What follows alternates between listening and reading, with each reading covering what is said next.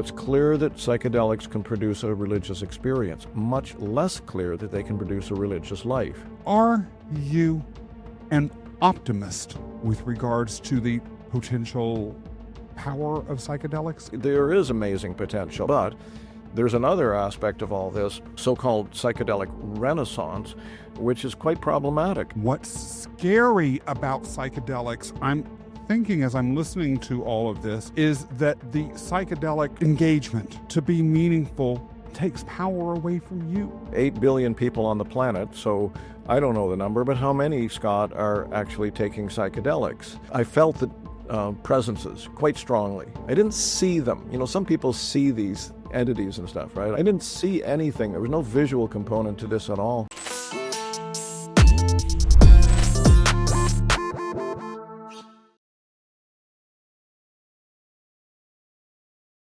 Welcome back to the Webdelics podcast. Today we are going to talk about the power of psychedelics and the limitations of their potential impact. We have with us in the house one of my favorite people, Stephen Gray. Stephen, tell us a little bit about yourself. Oh, well, I'm an author, editor, ceremony leader, conference organizer, time waster, and a few other good things. And I have a couple of books under my belt. One's been very popular, Cannabis and Spirituality, and a more recent one called How Psychedelics Can Help Save the World, and that's the short version. I love it. Time waster.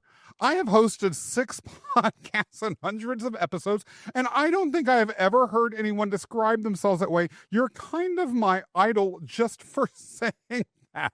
Welcome to the show. So, before we go any further, I'm going to note for those who are listening to the show, those who are watching it on YouTube can see, that you are wearing a bolo tie. As a fellow bolo tie man, I congratulate you on your fashion choices. And I also have to note that the bolo tie that you're wearing has the phoenix as the design that it's centered on. And the phoenix, for those who don't know, is a bird that lived for 1,000 years. It would then erupt into flames, die, and completely reemerge as something beautiful and glorious, which goes as to one of the most important metaphors that people can present with regards to psychedelics and their impact, which is it as an agent of phoenix-like transformation, particularly in the psychological and the spiritual spaces. When we mentioned earlier that psychedelics has tremendous potential and possibility and power, but that we're going to talk about some potential limitations, I want to start by noting that in some of the earlier episodes of this show, we have discussed psychedelics as potential modalities that could end racism, eliminate poverty, help address elitism and some of the problems that come with that, address large-scale addiction, perhaps even bring a sense of connectedness that could move our culture away from a purely extractive, take resources modality into a place where we are sharing or thinking more creatively and with larger sense of relatability to each other, the earth and its resources than we have been so far. Truly transformations at a global scale. But as you pointed out during our pre-call, there's 8 billion people on this planet, however many there are. Talk to me a little bit about whether you think some of these possible revolutionary changes to the entire planet that psychedelics can bring might be a little bit overhyped. Yeah, well, they might be, but I don't know. I mean, let's be honest about this. Let's be really honest about this. Nobody knows where this is going. None of us have a crystal ball because it hasn't happened yet. I think we should talk about the potential too, but in terms of the specific question you've just asked there, 8 billion people on the planet, so I don't know the number, but how many, Scott, are actually taking psychedelics? I'd guess it's, maybe 2% of the world's population, maybe, I don't know, just a wild guess. So that's not a lot compared to the total population. And then within that group of people who are taking the psychedelics, how many of them are having life transforming experiences? I mean, durable life transforming experiences. Like the great religious scholar Houston Smith said, it's clear that psychedelics can produce a religious experience, much less clear that they can produce a religious life, right? So that's a question too. Then there are other issues there too, and I don't want to dwell on the negative completely because there is amazing potential, and I think I'd like to talk about that with you. But there's another aspect of all this, so-called psychedelic renaissance, which is quite problematic, I think. And this is not just me and my opinion. This is stuff that I'm coming across from people like Daniel Pinchbeck, whose newsletter I subscribe to and addresses these issues a lot, and Rak Razam, or Razam, I don't know how to pronounce that last name, who also writes a newsletter. And these people are looking at the way that the so-called psychedelic I won't say so-called anymore, renaissance, is being co-opted for all the wrong reasons, in a sense. There are companies, Atal or something like that, something with the word compass in it. There's MindMed, which is Peter Thiel, if you know who he is. The guy that put J.D. Vance in the vice president's chair. Excuse me. These people are creating patents. They're doing analogs, so like not exactly psilocybin mushroom, something really close to it, that sort of thing. And I just read from Rak Razam, actually, recently, that they're also, like, it seems ridiculous to me. They're patenting things like, or they're trying to patent things like soft room with music, really ridiculous stuff. They're patenting playlists, all these kinds of things, or they're trying to. I don't know if he didn't say they've succeeded at any of this stuff. So there's a serious danger of the whole trajectory of the psychedelic renaissance being twisted into a profit-oriented corporate model. It's not the kind of thing we're going to talk about at any length, I don't think, here. But ultimately, all this comes back down to the problem with capitalism altogether, the worldview that's implied with the capitalist model of how to live life altogether, which is material and accumulative and competitive, right? It's a dysfunctional model that has to go, basically, if this planet and the people on it and the rest of the creatures on it are going to survive and thrive in the future, right? So that's a big part of the problem. So those two things again are, how far and wide are these psychedelics reaching, and in a way that's going to potentially change things for the planet altogether, because that's another aspect of this that's implied from what I said, but I didn't say it yet, which is that we're all in the same damn story now. All 8 billion of us are in the same story, in my opinion. And not, again, when I say my opinion, I don't by any means mean just my opinion. The way I and many other people see what's going on right now is that, this would take hours to do justice to, really, but the 25 words or less version, so to speak, is that perhaps for hundreds of thousands of years, we have been coming to this head, this nexus point, this crisis point, this transformational point on the planet. And, that, as they say, is a huge topic. But right now, we're in a place where the trajectory of the material world, of the human activity in the material world, is going down rapidly. And at the same time as all these other related and maybe even unrelated complications are taking place, right? Like, we don't know how much. We know that human activity has had a huge impact on the climate, but the climate might also be doing more than that on its own, right? I don't want to ramble on too long about this one, but we are currently living in one of, I think, I'm no scientist, but nonetheless, I've read about this, one of the longest periods of stable climate that, the researchers have ever noticed over the last, I don't know, million years or whatever, right? We've had like 10,000 years or whatever it is of a pretty stable climate. That can go at any time, right? But when you put it all together, when you put the fact that we're, digging up and destroying the planet about as fast as we can, or I say we collectively, obviously, combined with the climate change that is related to that, but also maybe more than that, combined with the visions of psychonauts, the intuitions of people who are sensitive, and multiple indigenous prophecies that go back hundreds of years that all point to this time as a time, where the S hits the fan, right? And so there's a need for great transformation. The question is how much, that's the question we're asking, obviously, or we're dealing with here, is how much of an influence can psychedelics have on that? And so I talked about some of the problems there.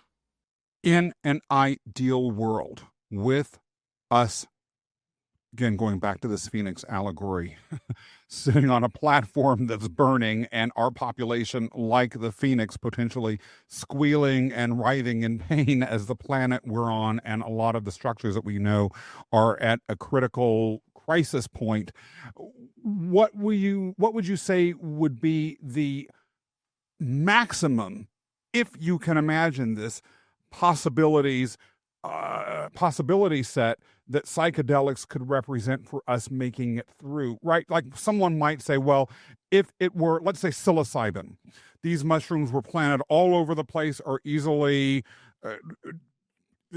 transported to populations around everywhere, all over the world, and they were using them, we might feel so connected that the populations of all of the different countries would somehow rise up and then demand different sort of leadership. That might be one very optimistic point of view. Others might say, well, true, only maybe 2% of the population, just to pull a number out of the air like you did, use them, but those 2% might be the most influential.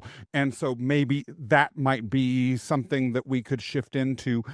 Is there any way that you could imagine psychedelics alone as a more commonly utilized transformational or simply day-to-day functioning modality could have this sort of ability to pull us off the brink? Mm-hmm. Yeah. Well, like I said, I don't have a crystal ball. I don't think anyone does. But, I think, as you say, ideally, Scott, using that word ideally, yeah, ideally they could, because of what they can do, right? They can change consciousness dramatically. They can open people up to what I like to call unconditioned reality, not your opinion, not your worldview, not your preconceived ideas about life and what's true and untrue and real and unreal and all that. Nothing like that. They cut through all that potentially and show you that there is an eternal divine, potentially, obviously. A lot of people aren't going to experience that, and many of us will experience it at different levels. Like, for example, I haven't traveled around with the angels, in the astral realm like some people I know and have written about and interviewed even. However, I've had messages that seem pretty clear to me. Like, I'll give you said you like stories. Here's a little story. Oh, yes, we do. I've probably done about 40 ayahuasca sessions over a 30-year period, several in Peru, some others in the mestizo shamanist style up here in Canada and the U.S., and probably a couple of dozen with the Santo Daime ayahuasca using church up here in Vancouver. Of all those experiences, the single most powerful one of them all happened for me in Peru about 10 or 15 years ago.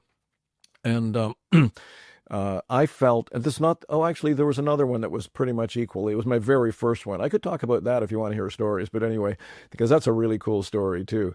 But in this particular one, I felt that presences quite strongly. I didn't see them. Some people see these entities and stuff, right? I didn't see anything. There was no visual component to this at all. I just felt these presences. They felt like they were up there. They felt, I say they, because it didn't feel like an individual. It felt like a collective or something like that. And they felt sort of like royalty or something powerful like that to me, right? So I said in my mind, who are you? And the answer I got back was not who we are, but what we do or what we offer. The answer that came back was, we offer love. It's unlimited. And the only decision you have to make in your life is how much of it to accept.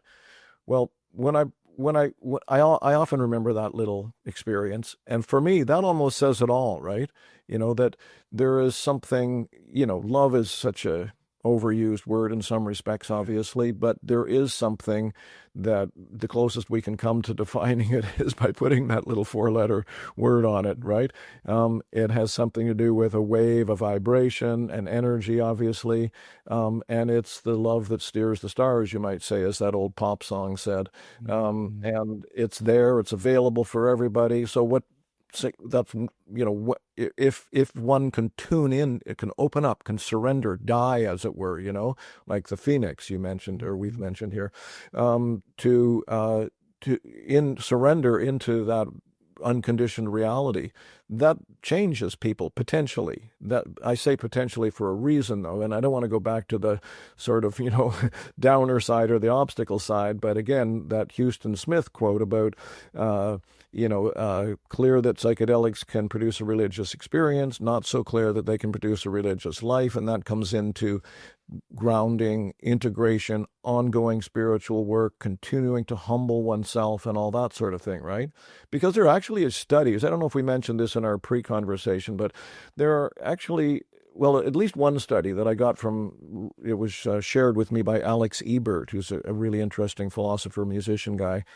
He'd come upon this study that says that for a lot of people, psychedelics just make them more like they already were. So if they tended towards arrogance, and that sort of thing, they might become more like that.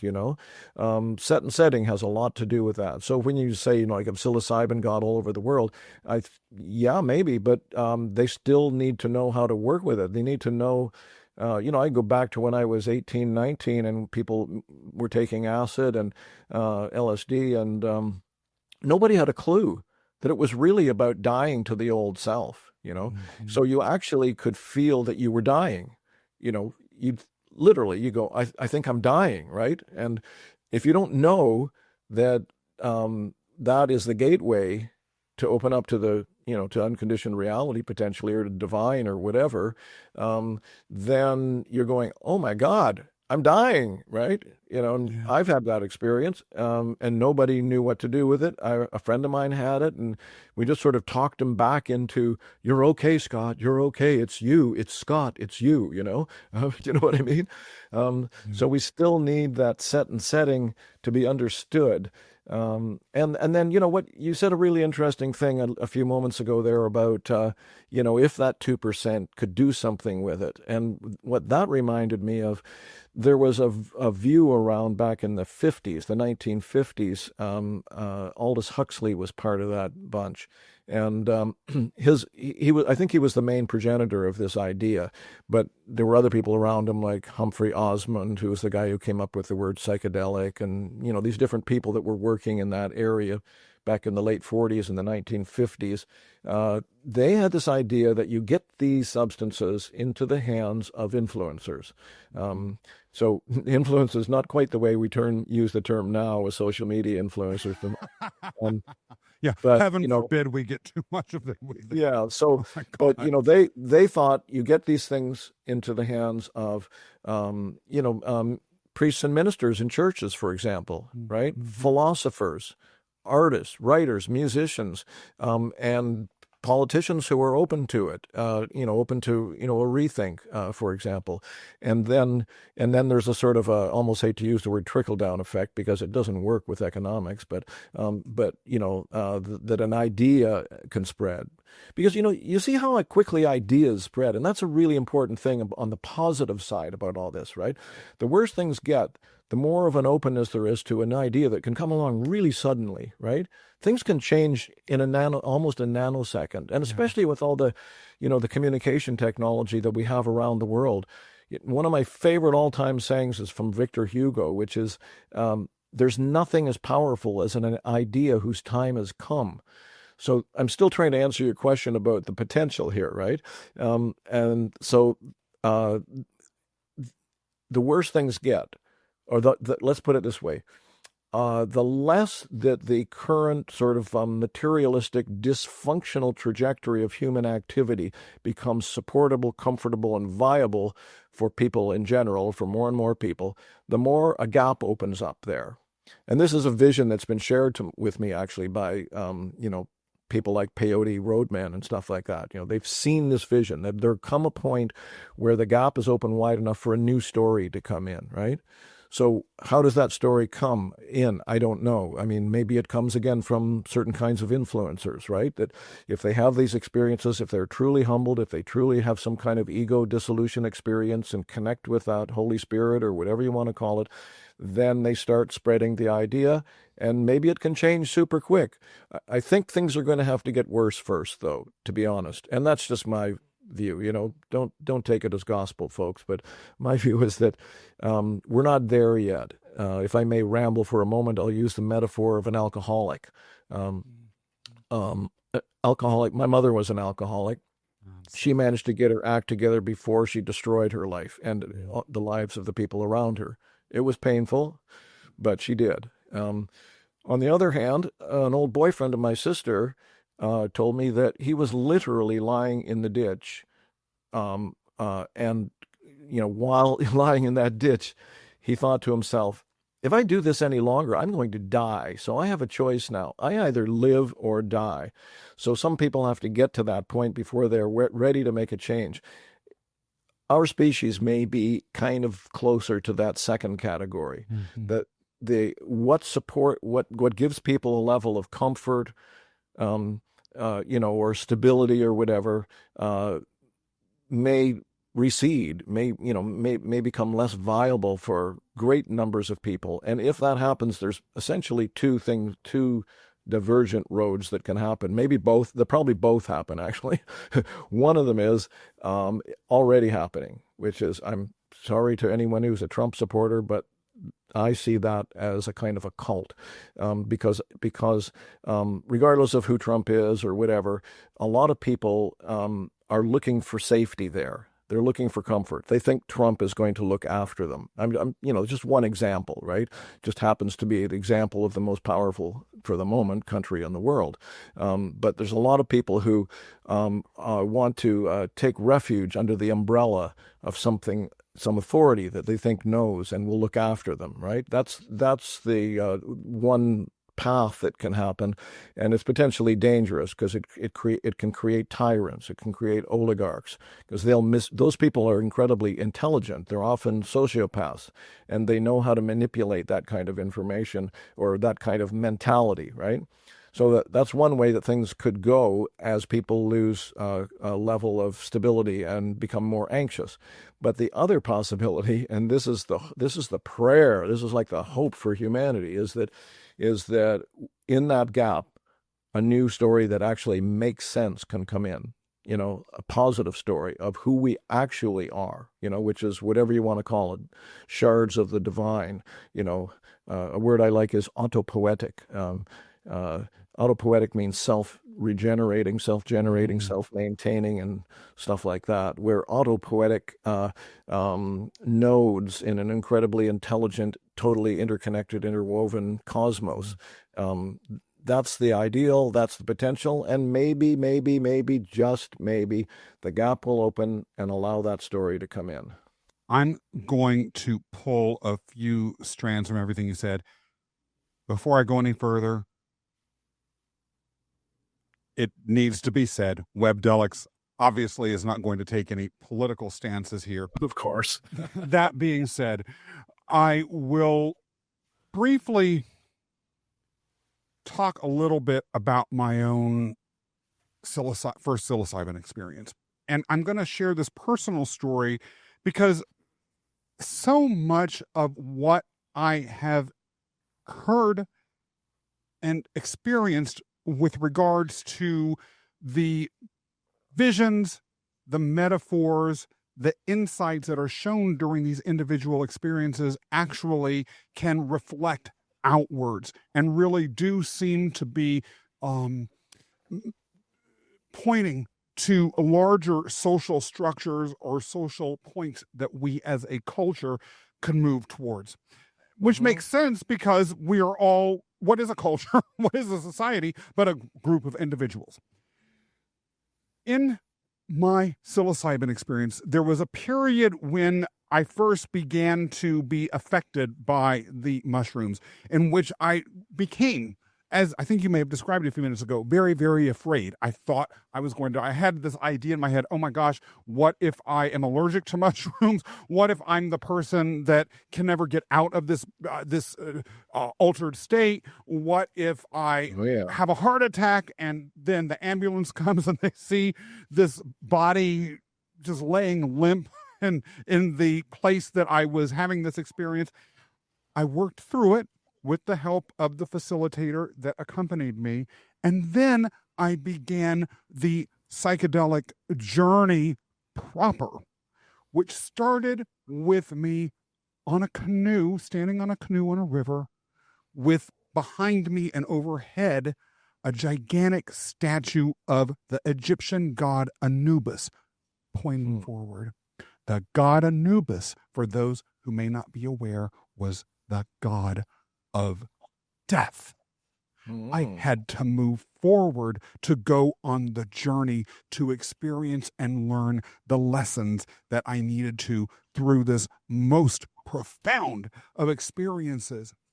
You also mentioned during your own, I believe you said it was ayahuasca experience, these beings said, these beings essentially offered love. You had to accept it. Tying these things together and thinking through everything that you just said, the question that I have, particularly when we think about division and the idea of our culture perhaps not being quite yet at the point in which we're lying at the bottom of that ditch, although we're on a slide, right? Are we ready to accept that love? Are we ready to face truly death?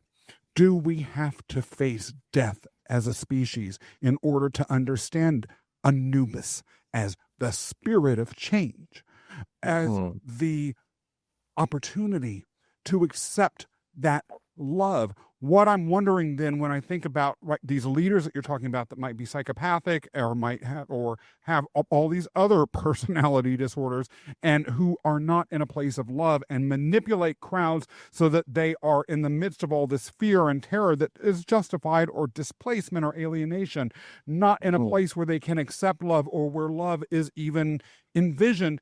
Is it something that, as a matter of offering and thinking through and presenting psychedelics as a viable cultural shift maker with the help of these influencers of a different sort outside of, maybe the best influencers for psychedelics will be like these makeup ladies on Instagram or something, right? Like, is that the sort of thing that you're saying, if there was some sort of movement with that intent behind it or that messaging behind it, perhaps could help us avert literally being at the bottom of that ditch?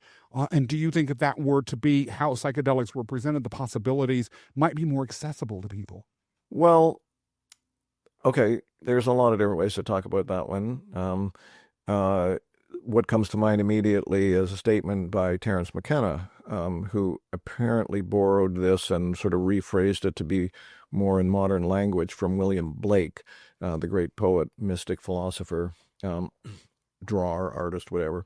It was, if the truth can be told so as to be understood, it will be believed.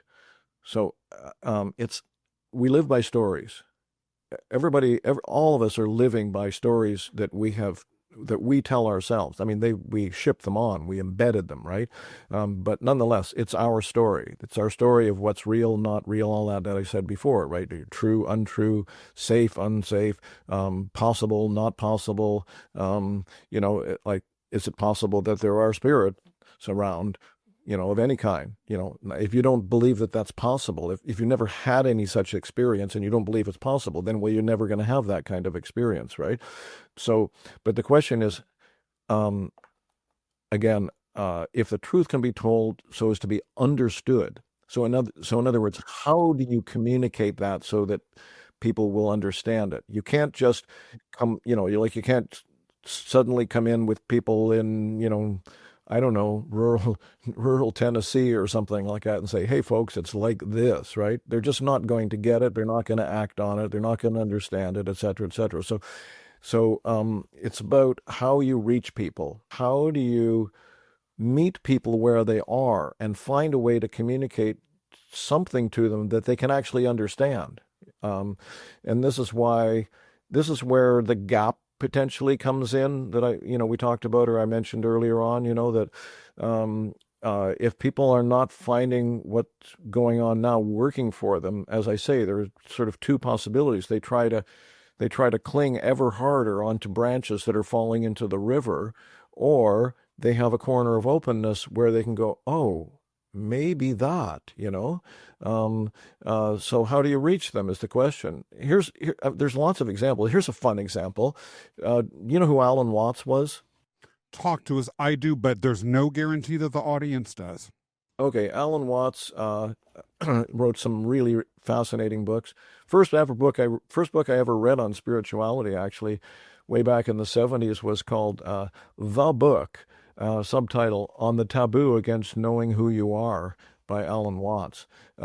He was a brilliant writer, eloquent speaker, et cetera, et cetera. He studied and practiced Buddhism for a long time, but this is why I'm telling this story. At a certain point, he had that idea. How do you meet people where they are?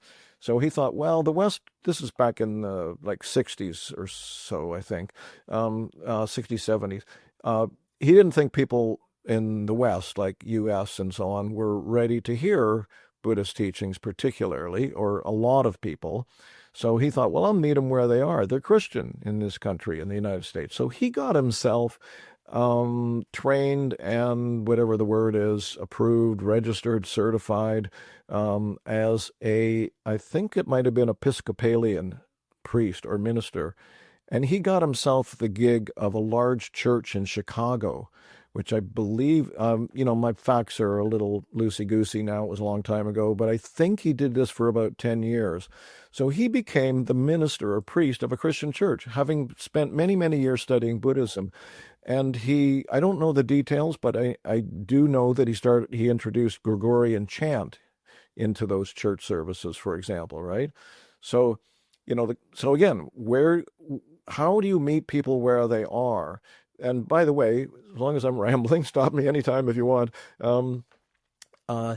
There's a kind of a philosophy about that that's different in the East, in Asia, than it is in the West. We do tend to have this kind of conditioning or whatever of attacking problems, whereas there's been in certain quarters, like in martial arts, practices, a philosophy where you don't do that. And, I could say a few things about that, but one simple anecdote might serve. I took a sort of an all-day for 5 days Tai Chi class many years ago. And the woman who taught the class had studied with an old Chinese guy, a little old Chinese guy. And he gave a public demonstration or like an introductory talk of Tai Chi. This was back in the early 70s or so, maybe, or 60s. And so all these people came to this place, and he said, I want 5 of the biggest men, strongest men in this room to come up and try to get me down. And he was this little diminutive old fellow, right? So 5 guys come up, try to get him down. All 5 of them end up on their backs on the ground. And he said, well, you have to become weak like me. And so basically what he did was he took the energy that was coming at him, and he didn't go like this. He didn't fight against it. He used it, and he kept going. He brought it through and, back at them. So this is kind of I'm saying a metaphor for how we might, anyone who imagines themselves as an educator, an advocate for the potential benefits of these substances, to reach people, is how think first about where they are and how you can communicate them. The Buddha called it skillful means. It also, though, goes as to a potential path, if you agree with me, you may well not, to be able to spread the potential impact of psychedelics, or at least just sort of thinking off the top of my head, mute the impact of these dark triad personality types that can end up in leadership, which is rethinking about the very nature of what power is. What's scary about psychedelics, I'm thinking as I'm listening to all of this and thinking about my own experience as well as the experiences of other people I've spoken to, is that the psychedelic engagement, to be meaningful, takes power away from you. You are at the mercy, literally, of the substance that is controlling how you perceive the world, or at least to some extent altering your perception of the surroundings that you're in. That is a shift of power dynamics that itself is transformative and may be tied to then why people have these dramatically different approaches to how they interact with people. I'm not a scientist and I'm not an expert either, but it seems like there might be at least some correlation there.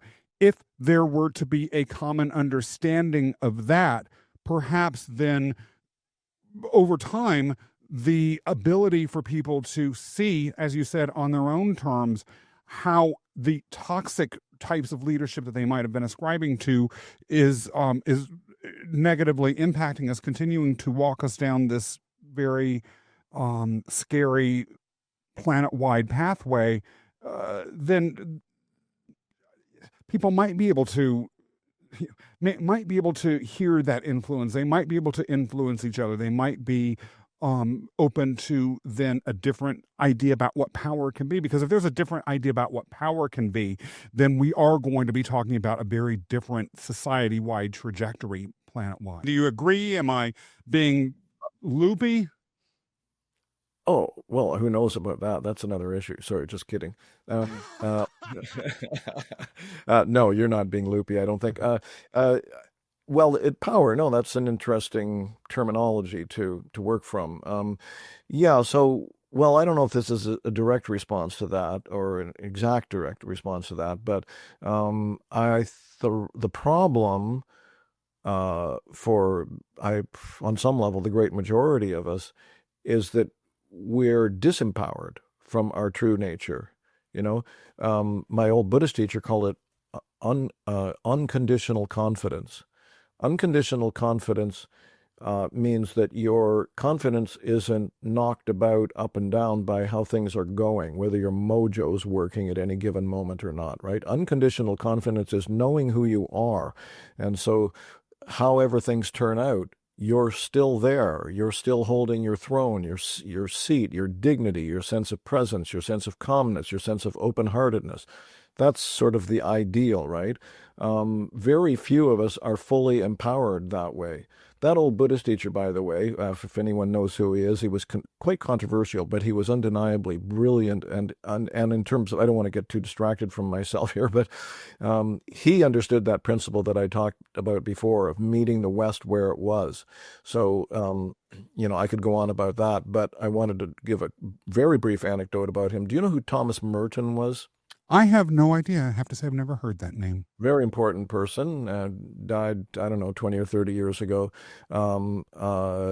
He wrote a book called The Seven-Story Mountain. He was a Trappist, I think, monk for 30 years, and he was just that one in a gazillion, that he got it somehow. And the last 10 or so, I don't know how many years of his life, he was released. They let him go, and so he traveled the world and stuff like that. He met my old teacher, Chogyam Trungpa. They met each other when Trungpa was young, and they both said essentially the same thing about each other. Merton said, Trungpa's the most authentic human being I've ever met in my life. And Trungpa said, Thomas Merton is the first Westerner, authentic Westerner I've ever met. So there is such a thing as what, again, using Trungpa's language, is called authentic presence. And again, using the term unconditional confidence, which is, like I say, doesn't matter how things are going. There's a term called one taste or one flavor. Ultimately, it's all it's all one in a sense, like, whether there's bad things happening around you or not. I mean, this is the ideal, of course. This is the aspiration. I'm not saying I've mastered this by any stretch, right? But this is the ideal, is that we know who we are. We don't need to have our mojo working the way we think it should be. That comes back to, I think you kind of referred to this notion of control, right, and this power and all that. Another favorite anecdote is there was a novelist named Hubert Selby Jr. He wrote I don't know if it probably won the Pulitzer Prize or something, but it was a very influential and popular novel way back in, I don't know, the 50s or somewhere, called The Last Exit to Brooklyn. Yeah. Well, I read an interview with him many, many years later. After that book, he went into a 30-year period of heroin addiction. And when he came out of it, in this interview, he said, there's one word that defines the total problem: control.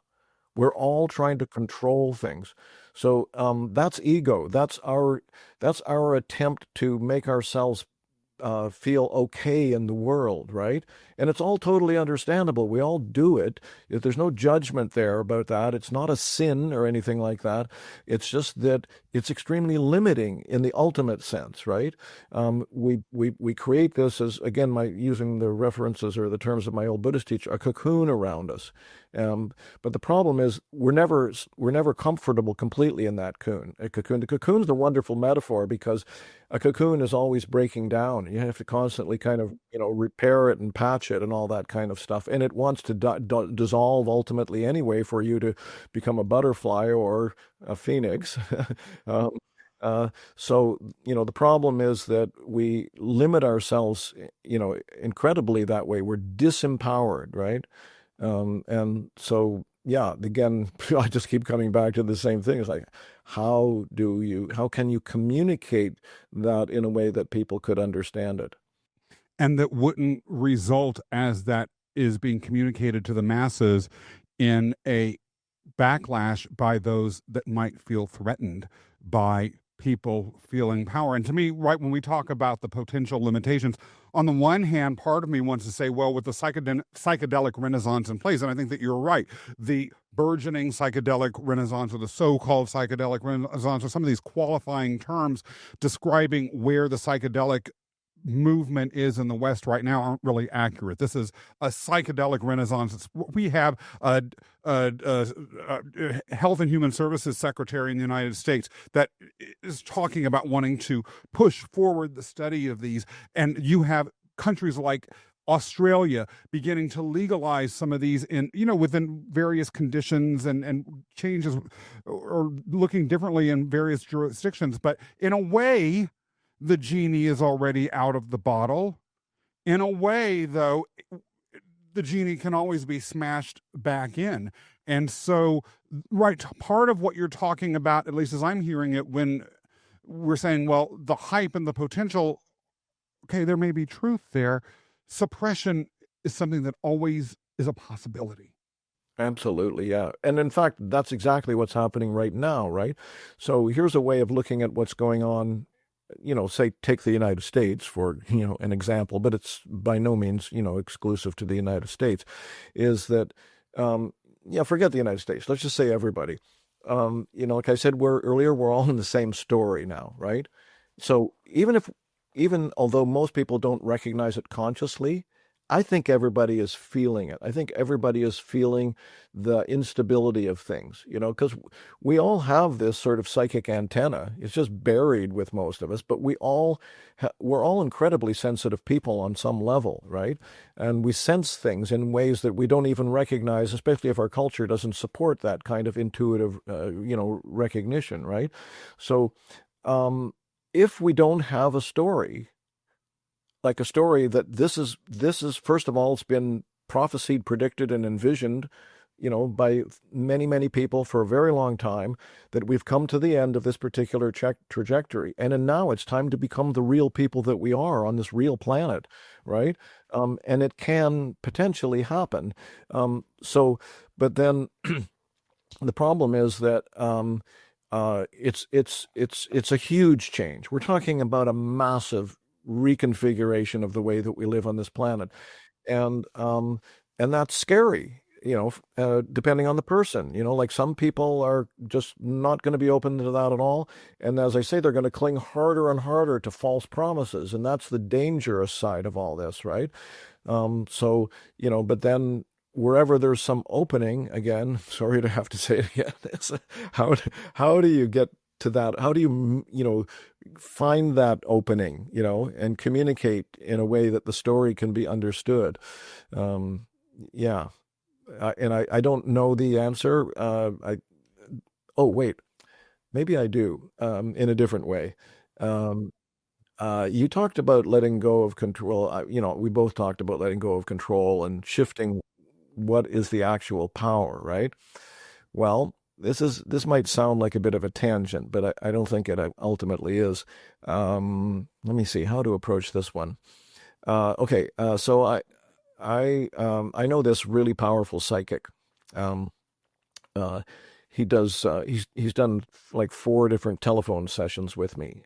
I could go on for 10 minutes telling you why I say he's really powerful. He just has incredible insight, like nobody I've ever met who does that kind of work. And it's shown up in a number of ways in my own life, but things he said about the larger culture and all that as well. So I have these tarot sessions about once a year with him on my birthday on the phone. He refuses to do internet, doesn't do email, doesn't have a social media presence, absolutely nothing. He has a landline, and you talk to him on the phone, and he starts shuffling the cards, and you tell him when to stop. You just kind of go by, oh, it feels right, stop now. And then he picks out, the right card to start the reading. Anyway, he gives me an hour. That part of it takes about a half an hour. So then I started asking him questions. So one of the questions I asked him one time was, um, how do you see what's going on in the world, or something like that, right? And he said, well, um, the spirits are coming closer. They're getting more involved. And I said something like, well, it's always been my understanding that no God or spirit or guardian angel or anything can do anything for you that you don't open yourself to. Like, they're in their place, as it were. They're holding their seat, so to speak. They are what they are. They're embodiments of wisdom or love or whatever that is. They don't change. It's us that have to open up enough to be able to meet them and learn from them. So I said, I don't know what God or any other, spirit can do for us. And he said, well, that's basically true. But what's happening is they're seeing that we're not getting it fast enough. And so they're thinning the veils between matter and spirit for those who are open to it. In other words, intuitive understanding, first thought, best thought, as my old Buddhist teacher called it, understanding or insight, is more available than ever. Have you heard this term morphic resonance? Yes, and I want you to explain it for the audience because I am 100% sure many people have not. Well, one of the leading sort of spokespeople or writers about that has been a guy named Rupert Sheldrake, and morphic resonance is the idea that there's telepathic connection between people going on all over the planet that you can tune into. So at the same way that we can tune into each other. For example, he gave an example of, say, like a scientist in Japan has come up with an idea, hasn't published it yet, but he finds out later that a scientist in the United States had the same idea on the same day he did, right? That's morphic resonance, or morphogenetic resonance, it's sometimes called. But the idea is that there's information available to us, and it can come from anywhere, can come from just tuning into what's going on the planet. But many, many people, and this one of the things that psychedelics can open people up to, obviously, or not obviously, but can, is information from the spirit world. So, as I say, there's this potential. The spirits are, in a sense, coming closer because they want to help us, but they can't do it for us. They can just open the channel more readily for those who are open to it. And then that's where I was going with this, is that we can tune into information that guides us, right? Listening to all of this and piecing the many very rich strands of our conversation into a beautiful ball of wax. Did I just mix a metaphor? I might have. In any event, are you an optimist with regards to the potential power of psychedelics as this societally transformative tool, or are you a pessimist, or are you somewhere in between? Yeah. Somewhere in between, I would say. First of all, a qualifier or a disclaimer. My primary motto, which maybe is more of an aspiration than something I've mastered altogether, is to remain in the what Buddhists call the don't know mind, or the beginner's mind. So I have no idea where things are going. So here's where the optimism is unshakable. Optimism, sorry. Different ways to talk about it. The Buddhist teachings, and the Buddha said, we're all Buddha. The word Buddha just means awake, or one who is awakened. The teachings, and not just from Buddhism, teachings from all over say that is the ultimate true nature. That's the unconditioned reality that is at the core of human beings. We are all potentially, that is what we can land on when we are able to die to that old self in, that old chrysalis, that old cocoon, and rise from the ashes, et cetera, et cetera, et cetera. That's what we land on. It's not a position again. It's not it's not a set of beliefs. It's nothing like that. It's what happens when we get all that stuff out of the way, right? I am completely optimistic about that. I believe that unshakably, that we all have that potential. That's on the almost what you might call the absolute level. On the relative level, I'm a lot less optimistic about the short term, shall we say. As I said earlier, I think, I suspect that things are going to have to get a lot worse for the gap to be open enough for a better story to come in. So I think it's very possible that, I'm sorry to say this to, your viewers and listeners, but, I don't want to be a downer, but I think realistically, we have to be prepared for the possibility that material conditions on this planet could go south significantly, We're not in balance. That's the problem, right? It's a total imbalance. We're taking more than we're giving back, as it were, to the earth, altogether. We're digging away at it. We're polluting it. It's not in balance. It's getting worse. All that stuff is getting worse. And that has to change. So how will that change? Well, like I say, the don't know mind on one level, but on another level, it's got to start from the root. It's going to start from consciousness transformation, right? People are going to continue doing these things that are disconnected from our true nature. I mean, this is what indigenous people have been telling us, not all of them, I'm not meaning to romanticize, the indigenous worldview, but is relationship, That's why they have the term all my relatives, all my relations. It means we are all connected. And for a whole bunch of reasons that people have written about extensively, and you could talk about for days and days, most people in these sort of quote unquote dominant cultures have lost track of that for a very long time. And it's not our fault in a sense. It's a conditioning that's been, laid on us and developing for a couple thousand years, at least, probably. But here we are, not knowing that we are actually one with God or the Holy Spirit or the Buddha or whatever you want to call it, that is our true nature. We're ultimately capable of living in a state of inner peace, with a glowing, flowing heart, right? That's our nature. And when you the closer you get to allowing that to happen, the less problematic your own life becomes, and the more likely you are to start going, oh, some things have to change here, so when in this optimism pessimism question, I'm not optimistic that this will happen soon. I sure hope so, but I'm not, because I think most of us are a long way from that kind of understanding, and I can just only hope that as I keep saying over and over, the gap opens enough for people to be able to start to be open to the story of who we actually are. It's not like another story. It's, in a sense, the story, right? The only real story. Who are we? We are whatever the right language for it is. We are awakened beings ultimately. And that's what will change things. The more people get closer to that. And coming back to the psychedelics, of course, that is their ultimate potential. That is their greatest potential if it's done right.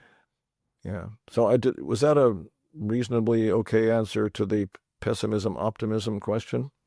It was better than anyone could have asked for. And I'm keeping it real. Stephen, we have covered so much in this conversation, and truly it's one that could go on for another 5, 6, 7, 10, 15, 20, 80, 90, 1,000 hours, as all good conversations do. Before we close it out for today, if there is one thing that will resonate with me, it is the idea that power dynamics and how they have been envisioned in our culture may have to be fundamentally reshifted for the full potential of psychedelics to be achieved. But the only way to do that is by reaching people where they are. If there is a single last word that you wanted to have, or something that you wanted to reiterate, or something that you didn't get a chance to say about everything that we've discussed, but want to make sure you say now, what might that be? Well, this isn't going to be a great, glorious, summation here, but there is something that I kind of missed. We got near it. We kind of alluded to it a couple of times, but it's something that I think people need to be really aware of. And it happens on both the personal and the collective level. And that is, you alluded to it. That's what reminded me of it. The more, well, not so much the more things fall apart, but the more you open, and now we're talking about change happening in the culture and in the individual, the more you start to let go of these old stories and this old status quo, there's another part of us, and I know this from personal experience. I see myself do it. I just call it the ego. One way of defining the ego. I mean, there's different ways to talk about what is ego, but in this sense, what ego is it's a story. It's in a sense, a being. There's a wonderful writer named Paul Levy who has a book called, or several books on this thing called Wetiko. Native Americans, some Native Americans is spelled Wetiko. Some Native American tribes, communities, nations have this idea that there's a kind of an entity. It's not a real entity, but where there's a hole, where there's a weakness, where there's a gap, where there's a mindlessness, Wetiko comes in with this fear story. So ego, you could say, is the progenitor of the fear story. So if you open a little, ego goes, oh no, you can't do that, right? So ego starts tricking you. This is Wetiko, starts tricking you. Oh no, that's dangerous. That's not safe to open up. You're going to be destroyed or, whatever, right? And it's really ruthless. It's extremely clever.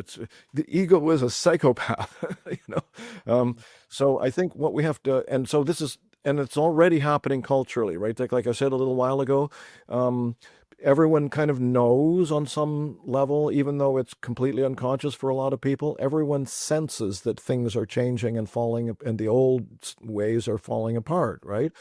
And if you don't have a story, as I said, then you're just going to be afraid, and you're going to try to cling on to some false hope, right? So what we're, I think, going to see is that trajectory of collapse is going to continue, and fear is going to ramp up.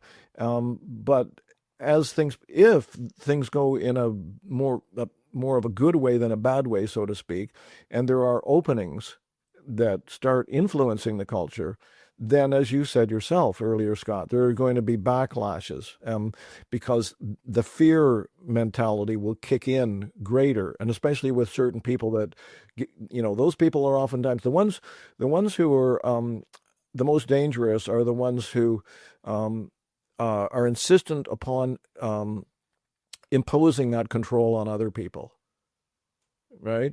They think, they're not just thinking, I'm going to control myself here. They're thinking, okay, I'm going to get into a position of power so that I can control other people.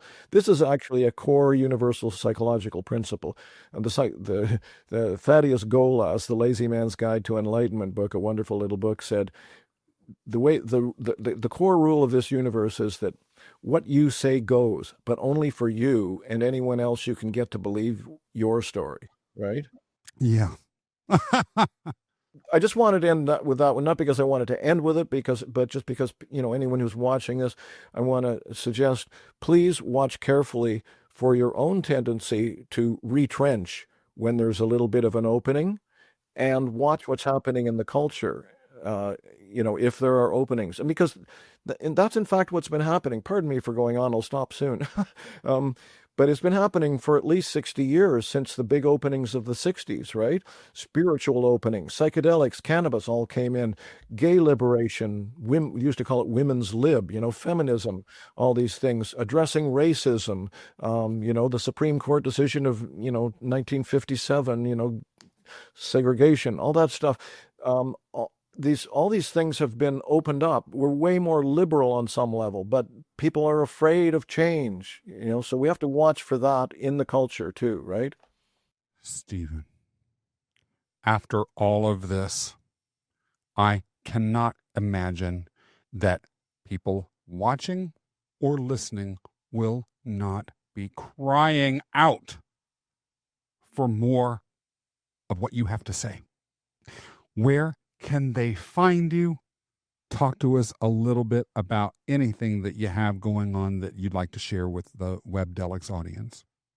Thank you for asking that, Scott, about, how people can get in touch or learn more about me and my work and so on. So I have a website, stephengrayvision.com. I don't do a heck of a lot with it, but it's there. I have a MailChimp newsletter that people can sign up for. I haven't gotten onto Substack yet, but I'm going to. I'm on some of the other social media channels, Stephen Gray, StephenGray, sometimes mushed together as one word, and then Vision, Stephen Gray Vision, on LinkedIn, Instagram, Blue Sky, a couple of the others, things like that. I'm on Facebook as Stephen Gray or Stephen Gray Vision, and I'm always a little leery to give out my email address because you never know who's going to do what with it. But I'm going to take a risk here because it's important that people keep changing and opening. And so if somebody has a real sincere question for me, they're welcome to email me at Stephen Gray, Stephen Gray Medicine at gmail.com, StephenGray medicine@gmail.com. And please, folks, don't misuse it or whatever. So yeah, that. And I have another more recent book. Oh, so I was mentioning the cannabis book. Yes. It's Cannabis and Spirituality, An Explorer's Guide to an Ancient Plant Spirit Ally. It's been very popular. I don't mean to boast, but it has, because it happened to hit the zeitgeist at the right moment. People are open to that now. Yeah. And cannabis has amazing potential when it's understood, and that's the key issue. We're not going to talk about that here, obviously. Understood as a sacred medicine and used very intelligently and skillfully and judiciously. It has a potential that is largely unrealized by the great majority of people, whether they use cannabis or not. So that's a helpful book potentially. And then there's a more recent one called How Psychedelics Can Help Save the World, which is a collection of 25 contributors plus a little bit from me, but I'm the editor and so on and so on. They sound like essential reading. Thank you for sharing that with us. If you have enjoyed this episode, be sure to subscribe to this podcast on your favorite audio platform or on YouTube, or ideally both.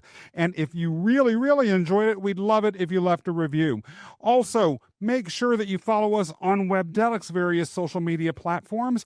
We want to hear from you. We want to connect. Also, go to our website, webdelics.com. That's webdelics.com. Sign up for our newsletter for some truly engaging and interesting content with regards to the psychedelic renaissance and everything else relating to plant medicine in a way that is curated, credible, and will capture your imagination and your attention.